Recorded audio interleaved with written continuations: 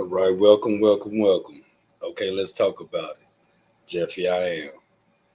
Something interesting I seen, so I want to bring it to you and see how you feel. All right, this all white city in Arkansas. I caught the end on Sky Network. Shout out to Sky Network, where I got my resources from. I caught the end of it because I'm subscribed to them. And I thought it was really, really funny. And not only funny, but interesting too, how people's mind actually thinks. When it was over, I rewinded it. And as I looked, I recognized it. Exactly everything they're saying. So let's look at this from a, a basis where there's not black or white. Let's just go over some things and look at the type of people that are really kind of attracted to this type of behavior and this type of lifestyle. So let's look into this and see what you think. And I figure if there's nothing else like this in the country, like it should at least exist. Yeah. Like, do people really think that we should never be able to choose our neighbors? It wouldn't be controversial for any other racial group to do the same thing.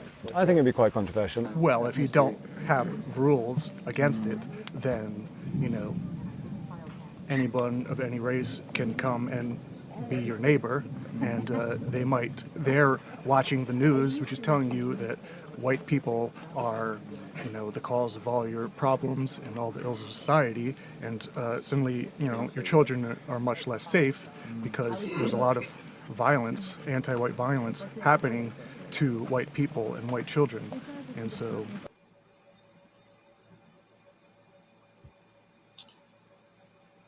Let's really be real.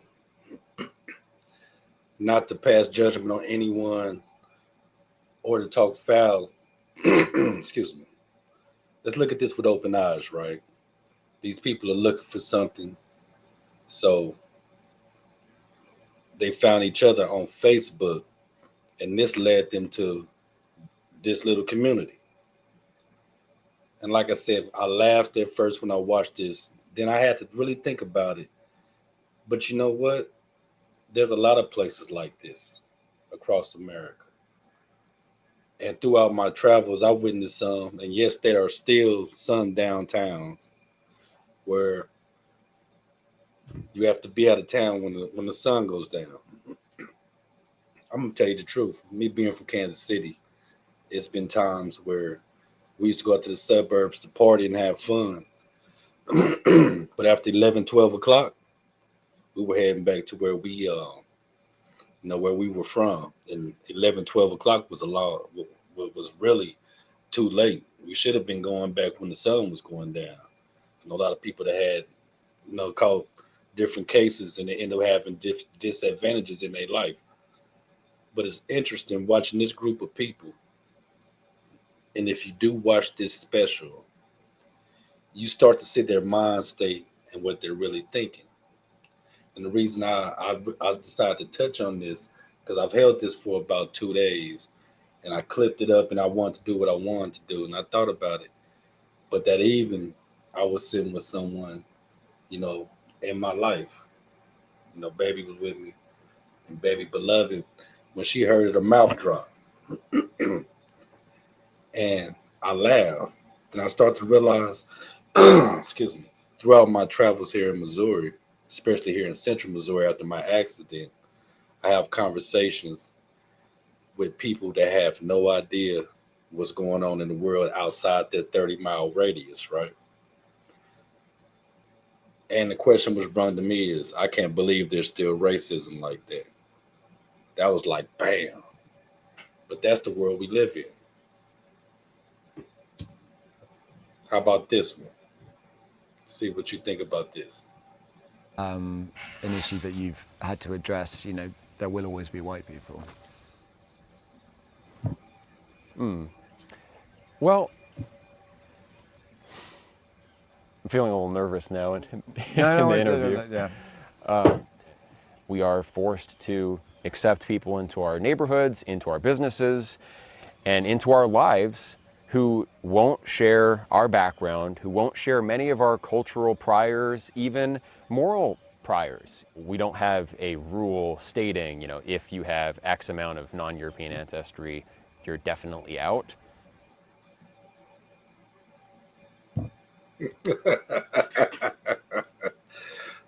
You know, listen to that.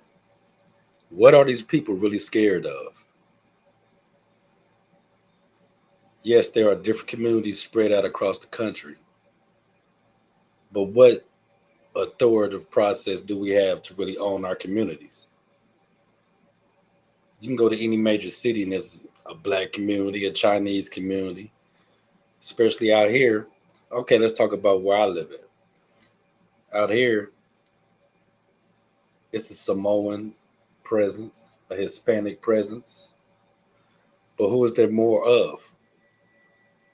The city I live in, I can count 11, maybe 12, people of color here in my city of 1,300. And everything outside this city is basically foreign. Let me say that. So when you really think about it, you know, you get to understand people's views, but what are they really scared of? Black people can't always be your run to or your problem. Even though they don't want to say it, they are really expressing it in their words. But what are they really scared of? Less than 50% of children born today in the US are white. I'm white, my kids are white.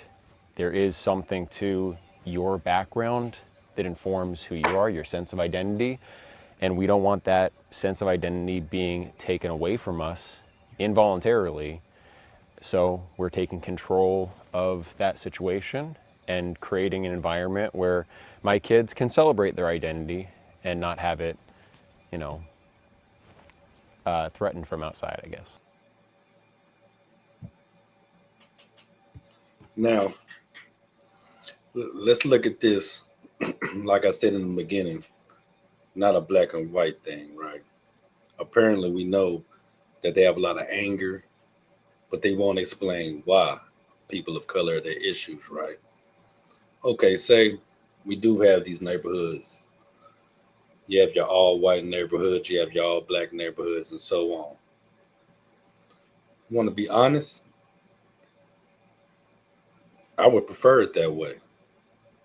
But the reality is, any society, we need goods and trades, bartering.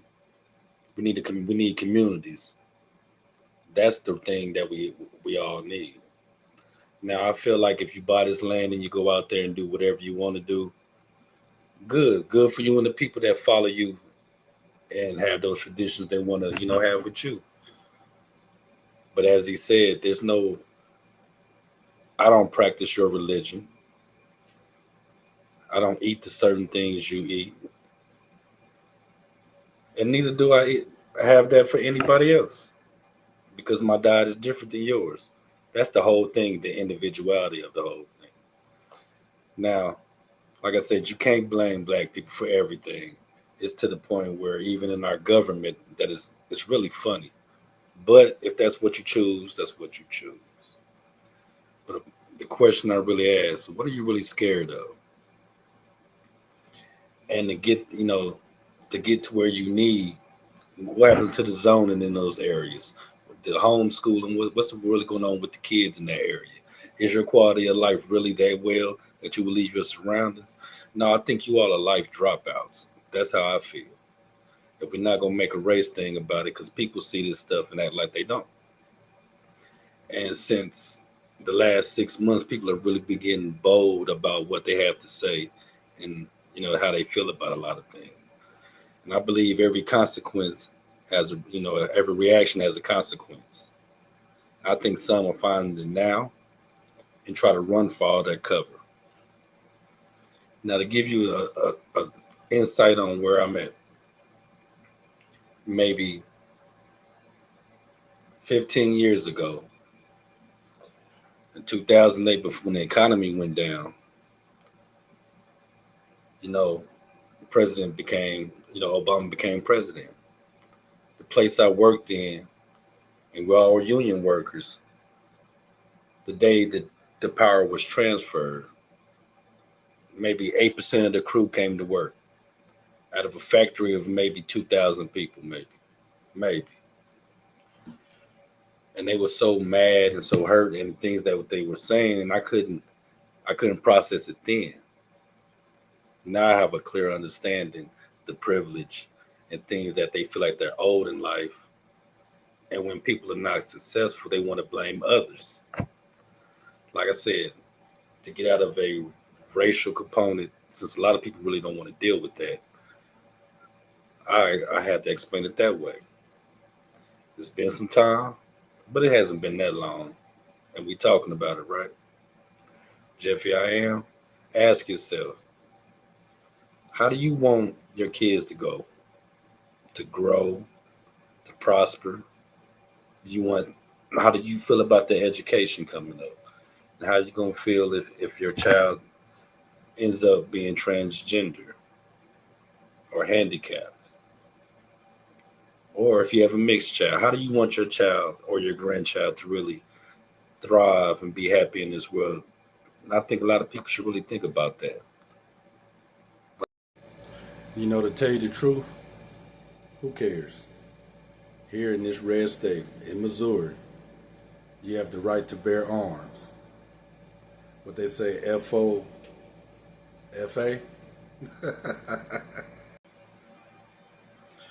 What's crazy? I do a lot of recording around this area. Spend a lot of time in the car. Most of the time, no, I'm not by myself. And that's a good thing. Make sure there's always a phone in the car. I always have some type of service no matter where I go. Listening and watching this documentary, it really put me in the mind frame of how people think. I always say that, but in my actual eyes here in Missouri, I go places where there are no black people that live inside the city limits. I may go to a gas station and walk in and everybody stops. And forbid I have my jewelry on anything. I'll stop the whole store. So the question I ask is, in these places, like there's no bus system. The sewage system is usually, lacking because of repairs. And you need sewage to be, for your toilets to flush at all times. The trash, the government is really non-existent. You put your kids in these schools and they're scared to leave the town they're from. So who is that really benefiting when they have really cut out of a lot of school programs in this area? Because this is a red state. A lot of things like food stamps have been cut, and I hear it so often nowadays. It's funny. So what really matters to you? So if you really have a all white city, how does it really look? Because watching the documentary, all I see is a bunch of unemployed people that need jobs, living off the land. Maybe one or two people have a little change in their pocket. The guy that started it, he has a little change.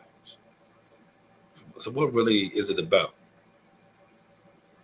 People really just don't want to say, I just don't like black people. I don't want to live by black people. I don't want black people around me. As again, in the places I live in, and where I go, it's about to be the winter time. I can guarantee I can ride down the street at any time and see baggy pants. Well, let me rephrase that. Fitting pants, a jacket with a hoodie, and you won't be able to tell who it is. With a scully on and a face mask, you know what I mean? So, is that what you're really afraid of? The culture? You can't run from it. All right, I'm gonna get on out of here. Jeff, I am. We talked about it. Just think about it in a minute.